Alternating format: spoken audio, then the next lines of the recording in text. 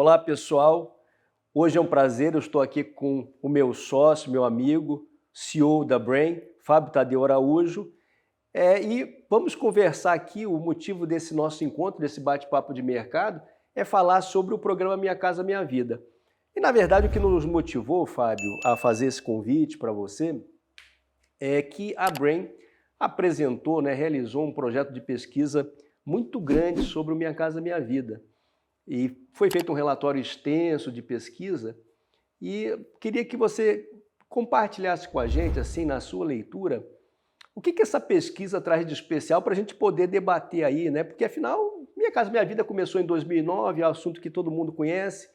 Mas o que você, na sua avaliação, né, você que fez a gestão desse processo lá para a CEBIC, como é que você avalia aí, o que essa pesquisa traz aqui para apresentar para os nossos assinantes aqui do canal? Olá, Marcos. É bom fazermos novamente um bate-papo sentados um do lado do outro, né? Olá a todos que seguem o nosso canal aqui na Brain, já são mais de, ou quase 10 mil pessoas que nos seguem aqui no nosso canal.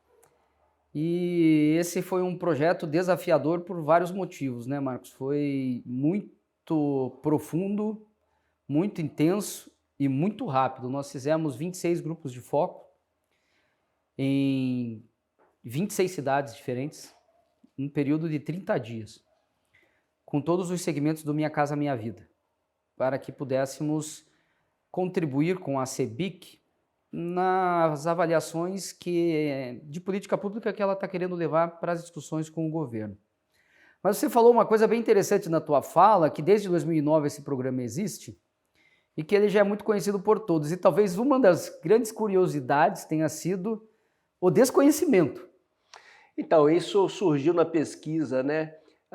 Os entrevistados manifestaram um certo desconhecimento. Você podia explicar melhor, assim, na sua avaliação, por que isso acontece e o que exatamente eles manifestaram? Olha, tem diferentes tipos de desconhecimento. A verdade é que há muito tempo não existe uma política contínua de divulgar por parte do governo o que é o Minha Casa Minha Vida e a quem ele atinge. Além disso, ele está ligado a diferentes faixas de renda em diferentes cidades, com diferentes tetos, e em grande parte das vezes ele está subentendido na mente do brasileiro como algo para a camada muito pobre da população. E não é isso. E não é isso. Então ele fala assim, nem adianta eu procurar porque não é para mim. É quase como aquele pensamento da Coab. Minha Casa Minha Vida é para a fila da Coab, portanto não é para mim. Isso já faz com que uma parcela muito grande nem entre na internet para pesquisar. Isso para não falar das dificuldades de compreender as regras depois de preço, de forma de pagamento, entre outras questões, né? Que aí seria mais uma responsabilidade, talvez até das empresas, de quando a pessoa entra dentro da negociação efetivamente. E foi interessante que quando a gente começou a mostrar os resultados para as empresas e para a própria CEBIC, ela também falou algo que você fala bastante, né, Marcos? Putz, isso é óbvio, né? Mas o óbvio às vezes não é evidente, né? Quer dizer, dá para dizer que nós temos, né, o setor tem culpa aí de não conseguir traduzir e explicar claramente aí a possibilidade que tem, né, a população de se inscrever dentro do programa. E aí também uma coisa que surgiu, né, tem a história de mudança de nome, mudança de governo, né? Então, isso tudo também complica um pouquinho a compreensão do programa. Por falar em mudança de nome, mudança de governo, surgiu alguma coisa com relação aí a expectativas aí nesse processo? Como é que você avalia isso? Sim, surgiu de maneira muito positiva. Talvez a primeira questão bem positiva na pesquisa que nós realizamos ao longo do mês de março de 2023 tenha sido uma expectativa muito positiva com a retomada do próprio Minha Casa Minha Vida, né? Como o nome Minha Casa Minha Vida estava já consolidado há muito tempo, ele existiu por muito mais tempo, ele tem um apelo emocional já mais consolidado e ao longo da própria campanha eleitoral foi se transmitido a ideia de uma recuperação, como se estivesse voltando a algo mais grandioso, independente de juízo de valor, se isso é fato ou não. Na cabeça de quem participou da pesquisa, concretamente, é uma expectativa de que, ao longo de 2023 e os próximos anos, a população de baixa renda e média baixa renda espera que tenha uma oferta maior de unidades habitacionais disponíveis para ela pelo Minha Casa Minha Vida. A pesquisa conseguiu perceber que tem uma demanda latente, né? Quer dizer, parece que a demanda nas camadas de menor renda da população ela é muito forte, muito intensa. Demanda como sentimento de intenção de compra, querendo se manifestar ali na aquisição do imóvel. No entanto, há muitos consumidores potenciais, famílias potenciais, reclamando da dificuldade, na verdade, da aquisição. O que as famílias mais manifestaram de problemas aí para a aquisição do imóvel? O motivo número um, mas assim de muito longe, é que o Minha Casa Minha Vida é um programa destinado ao primeiro imóvel. E ser destinado ao primeiro imóvel, nós podemos dividir esse primeiro imóvel em duas grandes categorias, sendo que a primeira grande categoria é quem está no aluguel. Já é casado e mora de aluguel, ou é mesmo solteiro e mora de aluguel. Ou seja, é a dificuldade de compatibilizar um gasto concreto, alto, que muitas vezes já até passa de 30% da renda dele, ou seja, já está no déficit habitacional. Já entra como déficit. Já entra como déficit, né, porque compromete mais de 30% do orçamento familiar, e pagar as parcelas mensais. E, eventualmente, mais o pró-soluto que a incorporadora faz para justamente diluir a entrada em microparcelas ao longo de 48, 60 vezes. Então, o sujeito tem 3 partes a serem pagas, porque ele não tem dinheiro para a entrada, porque ele não formou poupança. Então, ele paga a entrada por meio de pró-soluto, que é uma parcela longa. Ele paga a parcela para a Caixa, para o Minha Casa Minha Vida, e ele tem que pagar o aluguel. Essa é, de longe, a maior dificuldade. Mas vamos pegar o outro público, que também é o primeiro imóvel muito importante, que a gente identificou, né? O sujeito que quer sair da casa dos pais. Ele é universitário, ou está fazendo pós-graduação, ele também tem uma parcela. Não é uma parcela de locação, mas é uma parcela, muitas vezes, de universidade. A gente sabe que o pobre da classe média é quem paga a universidade, porque o pobre da classe alta faz universidade pública. Então ele também está pagando isso, ou está pagando a parcela do seu carro, ou alguma parcela. Todo mundo paga parcela no Brasil, né? Uhum. Então, ou seja, a maior dificuldade é a ausência de poupança e ter que pagar uma parcela. O próprio ministro sinalizou que há necessidade de vislumbrar uma forma de como é que a gente pode eliminar a necessidade de entrada, Marcos. Uhum. A verdade é que o Minha Casa Minha Vida, ele tem uma demanda infinita. Se nós conseguíssemos de verdade financiar praticamente 100% do valor do imóvel via fundo de garantia ou subsídio diretamente. A questão do subsídio sempre entra, é muito difícil ou impossível, na verdade, você ter habitação de interesse social no mundo inteiro sem algum grau de subsídio. Mas a pesquisa mostrou também, Fábio, e aí eu queria que você comentasse um pouquinho, também uma dificuldade, até daqueles consumidores que sabem o programa, conhecem, que tinha gente muito bem informada Sim. também, né? De achar o imóvel que quer, que deseja. E a alegação que os consumidores falaram, inclusive em cidades como cidades grandes, o ABC, São Paulo, né? Manifestaram assim que, olha, eu não estou achando imóvel no preço. Então, parece que também tem uma dificuldade aí de oferta, né? Quer dizer, se a gente entende que a demanda é ampla, a oferta já não é, já é rara e escassa. Como é que você está vendo essa coisa da oferta, do preço e da dificuldade de achar esse imóvel? Essa é uma reclamação bem forte dos clientes, porque justamente aqueles que mais conhecem porque mais pesquisaram. Isso. E estão há um bom tempo no mercado e não efetivaram a compra, mesmo tendo condições de ter uma micropoupança ou de ter uma capacidade maior de parcela, mas eles não acham o imóvel dentro do próprio teto, não tem mais imóvel. Vamos pegar casos concretos, Curitiba. Curitiba é uma cidade que hoje tem cerca de 6% de todos os imóveis à venda são Minha Casa Minha Vida. Vamos para Recife, 5% é Minha Casa Minha Vida. E o que seria a demanda potencial percentualmente na população? Seria 80%. 70%, 80% para 5%, é isso que você está falando. É isso, né? Então, assim... Mas não tem uma coisa assim, pô, não viabiliza Minha Casa Minha Vida em capital? Como é que você Mas vê aí isso? a gente pode dizer, pelo menos a cidade de São Paulo, que é a mais cara da América Latina, não só do Brasil, a cidade mais cara da América Latina, que 40% da oferta, às vezes 45% da oferta está chegando, chega em alguns momentos a 45%, Minha Casa Minha Vida, Marcos. Então, como é que pode, na cidade mais cara da América Latina, 45% da oferta atualmente ser Minha Casa Minha Vida, e uma cidade como Curitiba ou como Recife, 5%? O que explica então? Não há dúvida de que, isoladamente, o fator mais importante chama-se plano diretor, né? Afinal, nós vivemos na mesma economia. O PIB e a inflação é basicamente o mesmo para Recife, Curitiba, Belo Horizonte ou a cidade de São Paulo. Então, isoladamente, tem que ser o plano diretor. Ou seja, quer dizer, porque há uma queixa, né, de que quando a gente vai falar com as municipalidades, com as prefeituras, sempre há a seguinte alegação: o problema, na verdade, é federal, o governo federal tem que ter subsídio, etc. Quer dizer, tem a parte do governo federal, ampliar o teto, né, ter mais subsídio, isso é verdade. Mas há uma parte municipal que pode ser feita também, é isso? Sem dúvida. E uma parte estadual também, né? A parte municipal é estimular concretamente o mercado Minha Casa Minha Vida, e você pode fazer isso de diferentes maneiras. Uma delas, muito direta, aumenta o índice construtivo. Pode se fazer na cidade inteira, não precisa criar simplesmente ZEIs. Na cidade inteira, se for Minha Casa Minha Vida, é X vezes a mais. O índice num determinado lugar é 2, se for Minha Casa Minha Vida é 3, 4, 4,5. Automaticamente o valor para Minha Casa Minha Vida compensa.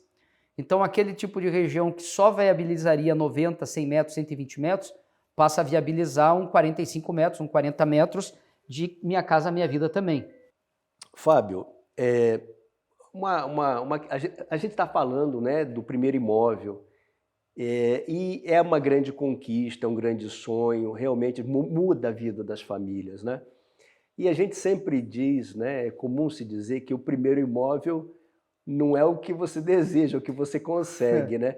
Mas a despeito disso, eu queria saber se os consumidores manifestam o que eles querem. Quando eles falam no primeiro imóvel, o que o consumidor quer? A gente já entendeu que é o que cabe no bolso. Mas se couber no bolso, o que ele deseja? Banheiro. Banheiro? Banheiro. Em primeiro lugar, Marcos. Por quê? Não entendi. Explica melhor aí.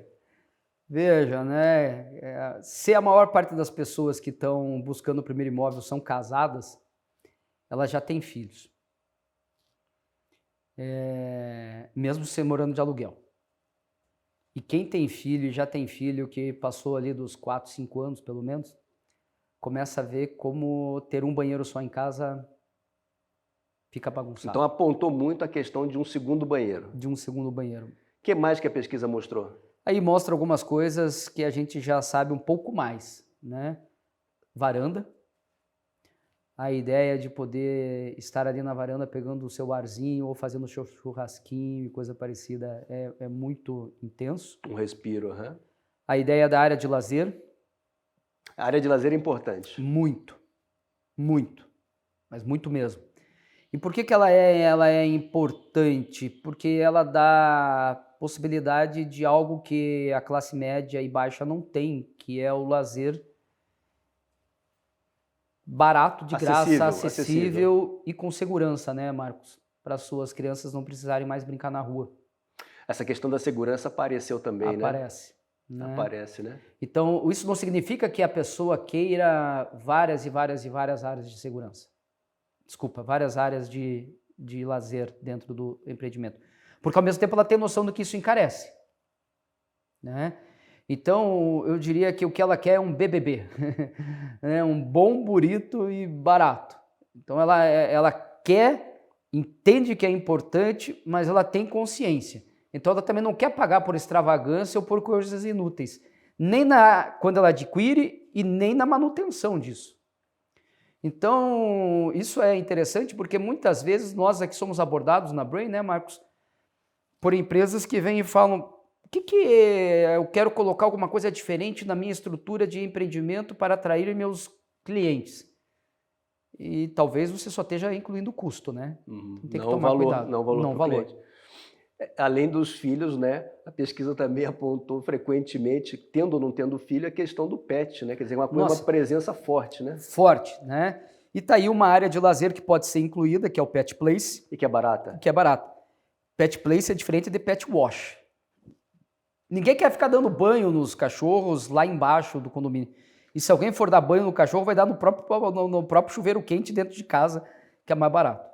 Ou seja, na verdade, a gente está falando também da segurança, porque tem aquela história do animalzinho passear, sair, e aí, eventualmente, a rua à noite é inseguro, você tem o próprio contexto do imóvel, né? Então, isso tudo está mostrando que a gente tem que entender o produto, primeiro tem que caber no bolso, tem equação econômica, mas entender isso como um grande sonho, um grande processo de transformação de vida. E, Marcos, dentro do que a gente estava comentando um pouco antes sobre as municipalidades, está aí também uma forma que elas podem contribuir, né? Além do potencial, elas podem mexer na área de dar estímulos adicionais ainda. Então, no caso de... Porque o que acontece é que elas criam condicionantes que deixam mais caros e que fazem não caber no bolso. Então, isso em função de um ideal, de uma ideal, idealização. de uma idealização. Então, aí quando vem uma pesquisa dessa, não, então tem que ter 2 banheiros. Aí fica mais tem caro. que ter varanda, tudo fica mais caro. Mas ela não dá a contrapartida da seguinte maneira: se tiver, então, o padrão mínimo é o que a lei exige lá pelo Minha Casa Minha Vida. Se tiver a mais, se for Minha Casa Minha Vida naquela região, o índice pula de 1 para 2. Se for um Minha Casa Minha Vida Plus, ele pula de 2 para 3. Ou seja, é pensar de maneira inteligente como atender às várias demandas. Exatamente. Né? Por falar em atender às várias demandas, eu acho que essa pesquisa também trouxe uma coisa muito interessante, que é o que a gente pode chamar de a primeira geração do Minha Casa Minha Vida, né? Porque aquelas pessoas que compraram o produto no início do programa, a família cresceu, amadureceu, melhorou de padrão de vida, melhorou de renda, e a pesquisa demonstrou que tem uma demanda latente para o upgrade do Minha Casa Minha Vida. É isso mesmo, upgrade do Minha Casa Minha Vida? Muito bem, Marcos. Essa foi um dos grandes achados da pesquisa, né? Embora o foco principal fossem as pessoas que estão para adquirir o Minha Casa Minha Vida, nós não temos o segundo Minha Casa Minha Vida, o upgrade do Minha Casa Minha Vida, mas nós quisemos também fazer uma espécie de grupo de controle e avaliar essa primeira geração aí do programa, e eles estão ávidos por se mudar. Só que tem regras, e uma dessas regras é que eles têm um tempo mínimo de venda. E muitos querem vender antes desse tempo mínimo porque foram promovidos, por exemplo, né? Ou seja, a própria aquisição do imóvel propiciou também que melhorasse globalmente a qualidade de vida e economicamente também, né? E aí a gente hoje tem famílias que têm uma demanda potencial e não conseguem sair daquele imóvel que compraram. É isso, né, Fábio? Perfeito, né? Bom, primeiro porque claramente comprar imóvel é o que mais aumenta o patrimônio de uma família no mundo inteiro, né? Existe uma série de estudos que demonstram isso. Comprar imóvel torna as pessoas mais conservadoras, em vários sentidos. Primeiro, ela tem o que conservar diretamente, ela se fixa mais numa determinada cidade, numa determinada região, ela passa a ter menos gastos supérfluos, e mesmo nas eventualidades da vida, como dificuldades financeiras, de saúde, ela busca outras formas a mais de conseguir renda extra. Então, ela acaba melhorando mais rapidamente de vida. Além do aspecto de compreensão e sensação de que ela superou e ganhou alguma coisa por mérito próprio. Ela conquistou, melhor dizendo, e não ganhou, né? Ela conquistou. E tudo isso cria um círculo virtuoso na vida dela, que faz com que o próprio imóvel já seja sua maior poupança no futuro. Ou seja, faria sentido, eventualmente, também um encaminhamento dessa questão dentro das mudanças aí do programa Minha Casa Minha Vida. Eu diria, Marcos, que talvez o novo Minha Casa Minha Vida, a grande mudança que ele poderia ter é criar o mercado secundário do Minha Casa Minha Vida como se fosse o mercado do seminovo. Da mesma maneira que nós temos o seminovo de automóveis, que é ao redor de 5 anos, né? Até 7 hoje, já que agora tem os carros que a garantia chegou a 5 anos. que é aquele que entra na concessionária, toda concessionária já compra e já aceita ali na hora, fazendo a famosa tabela FIP. Nós precisamos ter a tabela FIP do Minha Casa Minha Vida, Marcos. Essa pode ser uma ideia disruptiva, né? Que pode realmente aí ampliar bastante o tamanho do mercado, né? Porque o imóvel já está pronto e você tem uma demanda de base. De base. E você já tem esse imóvel que está atrelado à própria Caixa. Se ele está atrelado à própria Caixa, e o novo imóvel vai continuar atrelado à Caixa? Continua. Continua, né? Ou seja... O crédito não sai dali. Não sai dali, né? Você tem o histórico do próprio pagador. Não é tão difícil assim fazer esta equação. Claro, tem regras, etc. Mas é mais simples, talvez, do que no próprio carro, que são atores diferentes. Porque são créditos de longo prazo e você vai estar atrelado um caso ao outro, né? Mas esse eu acho que pode ser a maior disrupção do mercado imobiliário brasileiro, Marcos. Para quem está assistindo e quiser ter acesso à pesquisa completa, né, entender melhor o que foi esse projeto, né? Na verdade, a maior pesquisa já feita, né, qualitativa sobre o mercado Minha Casa Minha Vida no Brasil, nas várias faixas de renda, nas várias regiões brasileiras. Como é que as pessoas podem ter mais acesso e conhecer melhor? Porque há muitos insights, muitos comentários aí dos entrevistados. Como é que elas podem ter acesso, Fábio?